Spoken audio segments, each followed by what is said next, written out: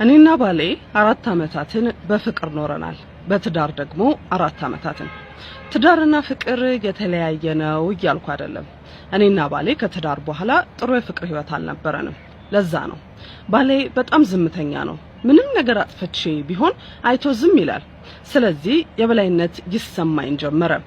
ጓደኞቼም ጀግና እንደሆንኩ መሰከሩ። ታዲያ ኩራቴ የበለጠ ጨመረ። ለባሌ ምንም አይነት ክብር መስጠት አቆምኩ።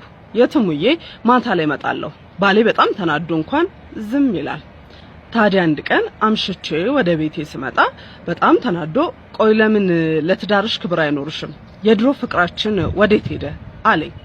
እኔ ንቄው ገፍቼ ልገባ ስል በጥፊ መታኝ። ለመጀመሪያ ጊዜ በጥፊ መታኝ። ለመጀመሪያ ጊዜ በኔ ላይ በር ቆልፎ እሱ ቤት አደረ።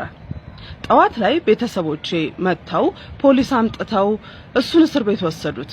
ከዛም ከእስር ቤት አስወጥቼ የፍቺ ጥያቄ አቀረብኩ። ሁሉም ሰው ትክክል ነሽ አሉ።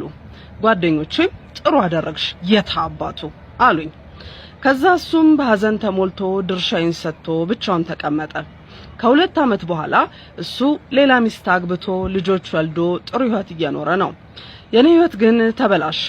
ትላንት ትክክል ነሽ ያሉት ሁሉ ዛሬ ትክክል አይደለሽም አሉኝ። ትላንት የታባቱ ወንድ ጠፍቶ ያሉት እነሱ ለራሳቸው ጥሩ ህይወት እየኖሩ ነው። እኔ ግን ብቻዬን ቀረሁ። ትላንት ካንቺ ጋር ነን ያሉት ሁሉም ዛሬ ከኔ ጋር የሉም።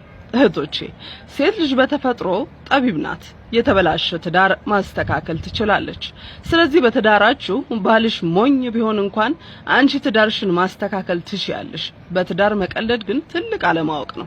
ከምንም በላይ ለትዳራችሁ ክብር ስጡ። ትዳር የሴት ልጅ ውበት ነው። በትዳራችሁ መካከል ለሚገባ ሰው እሱ ሰው መልካም አይደለም። ስለዚህ ከእንደዚህ አይነት ሰው ራቁ። ምክሩንም አትስሙ። ሁሉም ነገር ከክፋት ይልቅ በጎውን ነገር እናስብ። መልካምነት ለራስ ነውና